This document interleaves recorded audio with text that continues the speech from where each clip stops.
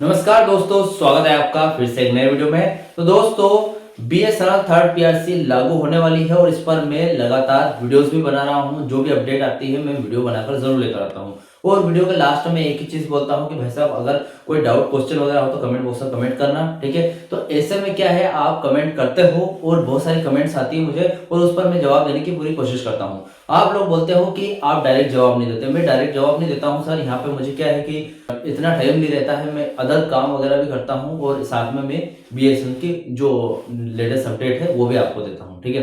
तो ऐसे में क्या है कि मैं, आप जो भी कमेंट करते हो तो मैं उसका वीडियो बनाकर लेकर आता हूँ, ठीक है। तो अभी मुझे जस्ट 3 कमेंट आई है जिनके बारे में आज इस वीडियो में डिटेल तरीके से बात करने वाले हैं, ठीक है। क्योंकि जो उन्होंने कमेंट की है, कमेंट में जो भी सवाल पूछे गए उस पर 100% सटीक जवाब देने की पूरी कोशिश करूंगा।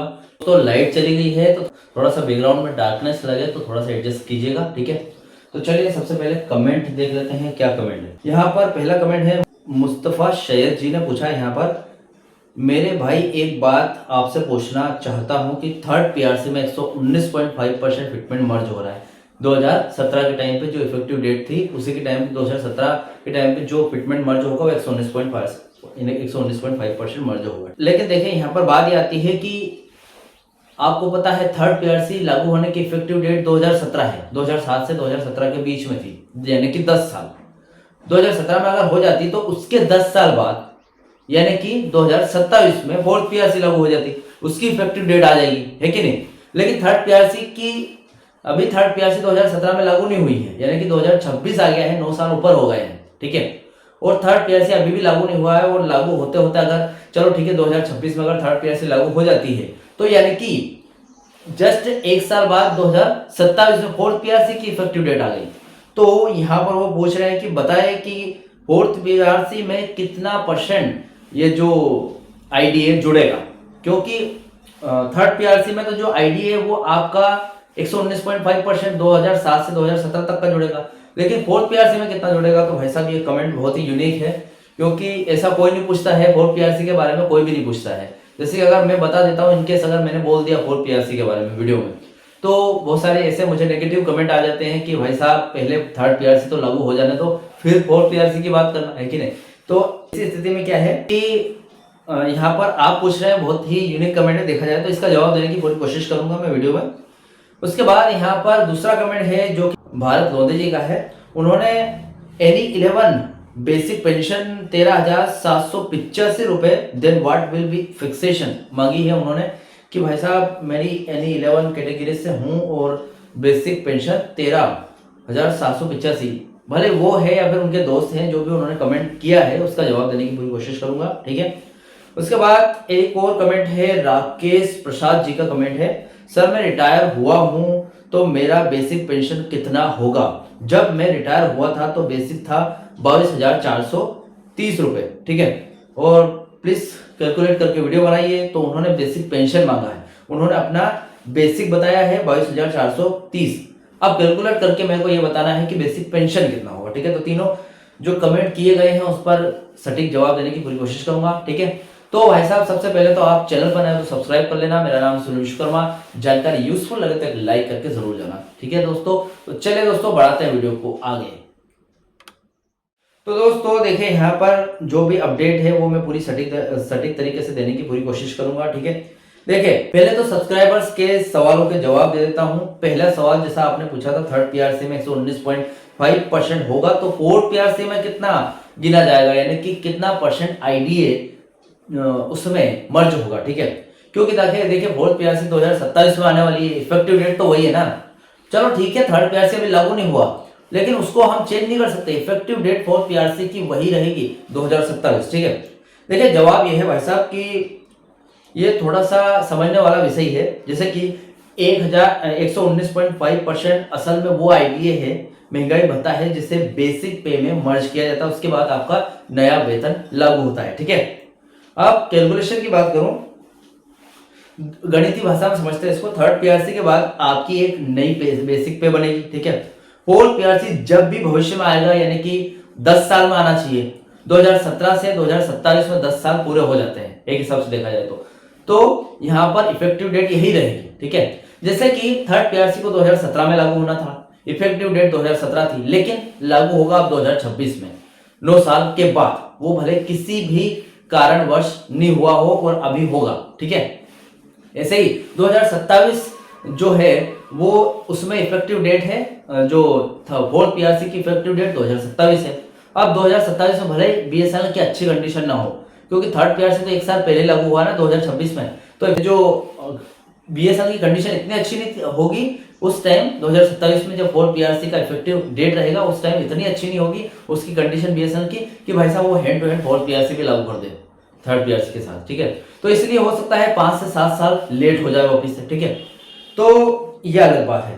तो उस समय तक जो भी यहाँ पर आईडीए होगा उसे एक नई बेसिक में जोड़कर आपकी नई बेसिक बनेगी, ठीक है। नई बेसिक में जोड़कर जो अभी थर्ड पीआरसी में लागू होकर न्यू बेसिक बनने वाली है उसमें जोड़कर आपका नया वेतनमान लागू हो जाएगा, यानी कि फोर्थ पीआरसी लागू होगी, ठीक है। लेकिन फिलहाल अभी जो फोकस है वो थर्ड पीआरसी पर लागू करवाने पर है, क्योंकि ताकि क्या है कि ये जो फोर्थ पीआरसी की आप जो बात कर रहे हो इसका आधार तो बन सके एटलीस्ट, ठीक है।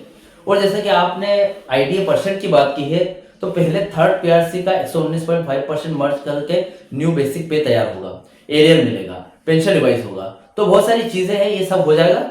उसके बाद आपको जो आईडीए मिलेगा वो कहां से कहां तक का मिलेगा पता है आपको? 2017 से लेकर 2027 तक का जो भी आईडीए बनेगा वो मिलेगा, तो एटलीस्ट 50% तो बन ही जाएगा, ठीक है। तो 50 या फिर 55 या 60% के अंतराल में बनेगा आपका, ठीक है, फोर्थ पीआरसी का आईडीए। तो आपको मैंने जवाब दे दिया है ताकि आपके मन में कोई डाउट नहीं रहे कि भाई साहब कितने परसेंट बनेगा। तो एटलीस्ट अभी फिलहाल पीएसयू का आईडीए 9 साल के अंतर्गत चल रहा है 53.4%, ठीक है।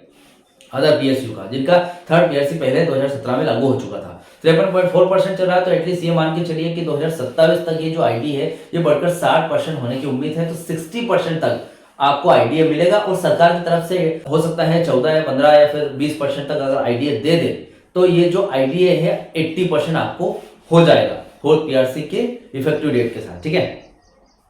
दूसरे सवाल की बात करें, एनी 11 बेसिक पेंशन 13,785 है, थर्ड पीआरसी फिक्सेशन में नया बेसिक पेंशन कितना? यहाँ पर बेसिक पे 13,785 है। अगर हम 15% फिटमेंट के साथ, जैसा कि बोर्ड ने सिफारिश में कहा था, ठीक है, मौजूदा बेसिक 13,785 रुपए है। फिक्सेशन फॉर्मूला क्या है हमारा?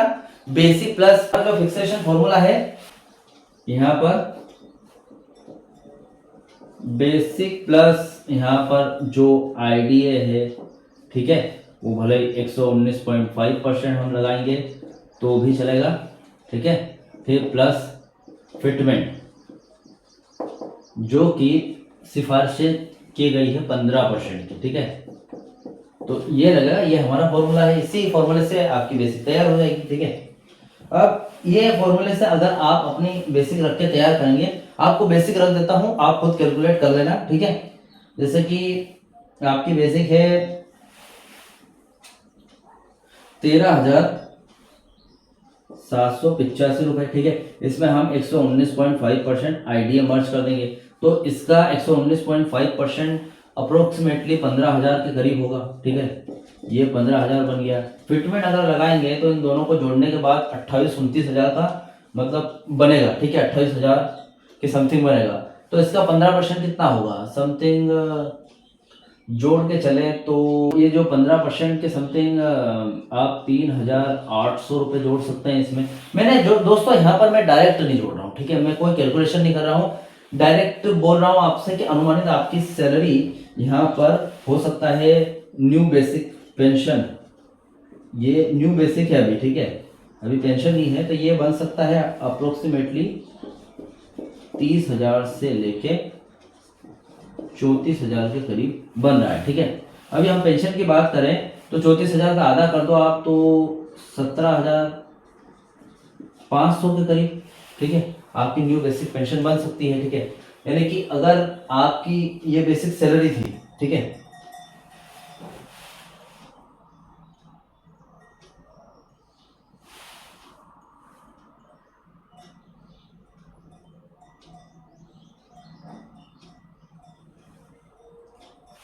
मतलब सॉरी, ये आपने जो बोला था बेसिक पेंशन का ही बोला होगा, है ना, ये बेसिक पेंशन ही होगी। तो देखिए, अगर ये आपकी बेसिक पेंशन है, मैंने बेसिक पे मान ली थी इसको, अगर ये बेसिक पेंशन है तो आपकी बेसिक पेंशन ये नहीं बनेगी, आपकी बेसिक पेंशन यही बनेगी, ठीक है, इतनी ही निकल कर आएगी थर्ड पीआरसी लागू होने के बाद, ठीक है। मैंने पहले कमेंट में भी यही पढ़ा था, बेसिक पेंशन ही बोला था आपने, लेकिन मुझे लगा बेसिक पे है, लेकिन कोई बात नहीं, यहाँ पर दोनों का फॉर्मूला तो एक ही है, ठीक है। आप जो अमाउंट यहाँ पर रखोगे तो उसी के हिसाब से, इसी फॉर्मूले के हिसाब से वो तय किया जाएगा, तो आपकी बेसिक पेंशन इतनी निकल कर आएगी, ठीक है। ये जो आपकी बेसिक पेंशन है इतने निकल कर आ रही है, ठीक है, थर्ड पीआरसी लागू होने के बाद की स्थिति है। और 15% फिटमेंट हमने क्यों लगाया, क्योंकि यहाँ पर बोर्ड ने भी सिफारिश की और कर्मचारियों की डिमांड भी है, ठीक है। अभी देखते हैं और सरकार क्या मानती है, क्या 10% निकालती है, क्या 5%, 0%, जो भी लागू करेगी उसके हिसाब से ये जो कैलकुलेशन है ये आधी हो जाएगी। अगर 0% करेंगे तो समथिंग 20,000 तो फिर भी आपके बनी है कि नहीं। तो चलिए ये हो गया। उसके बाद यहाँ पर तीसरे कमेंट की बात करो तो रिटायरमेंट के समय बेसिक आपकी 22,430 थी, ठीक है। अब आप चाहते हैं कि बेसिक पेंशन कितनी होगी थर्ड पीआरसी रिवाइज होने के बाद, ठीक है। तो जवाब ये है भाई साहब कि आपकी जो बेसिक है वो 22,000 के करीब है, ठीक है। यानी कि यहाँ पर आपने 22,000 रुपये बेसिक बताई है, ठीक है। तो ये आपकी बेसिक पे है, ठीक है, ये आपकी बेसिक पे है, यानी कि कितनी है 22,430 रुपये, ठीक है। इसमें हम यही फिटमेंट फॉर्मूला लगाएंगे तो देखा जाए तो एटलीस्ट आपकी में डायरेक्ट वही 119.5% इसमें मर्ज करेंगे और इस पर 15% अगर फिटमेंट लगाएंगे तो आपकी जो सैलरी है वो संभावित हम देख सकते हैं करीब 27,000 से लेके 28,500 के आसपास चली जाएगी, ठीक है। यहाँ पर जो आपकी सैलरी है थर्ड ईयर से लागू होने के बाद समथिंग 55,000 से लेके 60,000 के बीच में होगी, ठीक है, थर्ड ईयर से लागू होने के बाद इस फिटमेंट फैक्टर के फॉर्मूले से, ठीक है। और अगर हम यहाँ पर इसकी पेंशन की बात करें, बेसिक पेंशन जैसे कि आपने बोला था, तो इससे आप आधा कर दीजिए तो हो सकता है 28,000 के करीब आपकी बेसिक पेंशन बनेगी, ठीक है। मैं पूरा कैलकुलेशन नहीं कर रहा हूँ तो इसका मतलब ये मत समझना कि मैंने नहीं किया, ये कैलकुलेशन ऑलरेडी मेरे पास है, ऑलरेडी मैं कर चुका हूँ। मैं जैसे कि आपने मुझे अपनी बेसिक बताई थी 22,430, तो उसमें क्या है कि हमने पहले बेसिक निकाल ली, जिसमें बेसिक निकालने के बाद 55,000 से 60,000 रुपए थर्ड ईयर से लागू होने के बाद बनते हैं, ठीक है। इसमें नया वाला आईडीए ऐड नहीं, अभी एरियर जो मिलता है वो भी ऐड नहीं है, तो ये 55,000 से 60,000 रुपए आपकी बेसिक पे बनती है। और बेसिक पेंशन की बात करें तो उससे आधा करेंगे तो 28,000 रुपए बनती है समथिंग, ठीक है। देखिए अब एग्जीक्यूटिव कर्मचारियों के लिए फिटमेंट अपडेट बताता हूं, ठीक है, इसके बारे में जानकारी देते हैं। देखिए एग्जीक्यूटिव के लिए स्थिति अभी ये है कि वेट एंड वॉच वाली है, लेकिन बोर्ड के इरादे थोड़े स्पष्ट है। जैसे कि 15% फिटमेंट की जो सिफारिश की गई, 15% फिटमेंट की सिफारिश की गई थी, उस पर देखते हैं। बीएसएनएल बोर्ड ने एग्जीक्यूटिव के लिए पहले ही 15% फिटमेंट के साथ फाइल डोट को भेजी थी। बोर्ड इस पर सहमत है क्योंकि कंपनी अब ऑपरेशनल प्रॉफिट में यानी कि परिचालन लाभ में है, ठीक है। कंपनी आराम से चल सकती है और वो खर्चे भी उठा सकती है थोड़े बहुत, ठीक है। डोट के पेज की बात करो, दूरसंचार विभाग डोट ने अफोर्डेबिलिटी क्लोज की, जो कि मुनाफे वाली शर्त थी, जो कंपनी खर्च उठा सकती है या नहीं वो वाली शर्त है, इसका हवाला देते हुए इसे रोका हुआ था। लेकिन आज की ताजा अपडेट यह है कि नॉन एग्जीक्यूटिव और एग्जीक्यूटिव दोनों की फाइलें अब एक समान लिंक कर दी गई है, ठीक है, क्योंकि दोनों का बोर्ड अप्रूवल हो चुका है। एग्जीक्यूटिव एम्प्लॉइज का बोर्ड अप्रूवल 2018 के टाइम पे हो गया था। अगर आपने वीडियो नहीं देखा तो देख सकते हैं, नहीं तो एक और वीडियो बना दूंगा इस पर, एग्जीक्यूटिव और जो नॉन एग्जीक्यूटिव दोनों अलग अलग क्यों है वो भी, ठीक है। तो फिलहाल तो लिंक कर दिए गए हैं क्योंकि दोनों को बोर्ड अप्रूवल मिल गया है, अब आगे जाकर डोट अप्रूवल दोनों को साथ मिलेगा, ठीक है। समान फिटमेंट की बात करूं तो मैनेजमेंट और बोर्ड ने भी अब इस बात पर राजी है कि जितना फिटमेंट नॉन एग्जीक्यूटिव को मिलेगा उतना ही एग्जीक्यूटिव को भी दिया जाएगा, ठीक है। भविष्य में कोई विसंगति अनोमलीस ना आए, इससे क्या है कि कोई अनोमलीस या फिर कोई कमी नहीं आए, कोई दिक्कत नहीं आए, कोई त्रुटि ना हो। यूनियन का रुख, अब यूनियन की बात कर लेते हैं। एग्जीक्यूटिव एसोसिएशन एक तो AIGETOA है, उसके बाद एक है SNEA, ठीक है। तो ये दोनों जो यूनियंस है का कहना है कि वे 0 से 5% फिटमेंट पर समझौता नहीं करेंगे। बोर्ड ने संकेत दिया है कि अगर सरकार से थोड़ी और वित्तीय मदद या फिर रियायत मिले तो वे 15% फिटमेंट लागू करने के लिए पूरी तरीके से तैयार है। देखिए BSNL क्या करेगा, BSNL तो 0% चाहता है क्योंकि उसके पास प्रॉफिट नहीं है, ठीक है। लेकिन यहाँ पर बीएसएनएल तैयार हो सकता है 15% फिटमेंट पर, अगर सरकार चाहे तो, क्योंकि सरकार ही बीएसएनएल को मार्केट में रखने के लिए रिवाइवल पैकेज दे रही है, क्योंकि बीएसएनएल के पास तो लॉस हो रहा है अभी, तो बीएसएनएल के पास इतना पैसा ही नहीं है कि कंपनी को जीवित रख सके, तो इसीलिए यहाँ पर रिवाइवल पैकेज दिए जा रहे हैं। तो ऐसे ही थर्ड पीआरसी लागू करने के लिए भी यहाँ पर एक्स्ट्रा पैकेज दिए जा सकते हैं अगर सरकार चाहे तो, ठीक है। कुल मिलाकर बात आती है कि आज 21 फरवरी 2025 है। बोर्ड ने नॉन एग्जीक्यूटिव की फाइल क्लियर कर दी है और एग्जीक्यूटिव के लिए भी रास्ता साफ करने की पूरी कोशिश जारी है। अगले 10 से 15 दिन बहुत ही महत्वपूर्ण है, क्योंकि फाइल अब एक प्रशासनिक औपचारिकताओं से निकलकर सरकारी मंजूरी के अंतिम चरण में पहुंचने वाली है, ठीक है। तो फिलहाल ये अपडेट थी, और जो कमेंट आपने की थी, सवाल किए थे, उससे रिलेटेड मैंने पूरी 100% सवाल जवाब देने की पूरी कोशिश की है। इन जवाबों से रिलेटेड आपके जो भी डाउट क्वेश्चन वगैरह हो तो मुझे कमेंट बॉक्स में कमेंट कर सकते हैं फिर से, ठीक है। वीडियो अच्छा लगा तो वीडियो को लाइक कमेंट से जरूर कर। मिलते हैं दोस्तों नेक्स्ट वीडियो में। सी यू सून।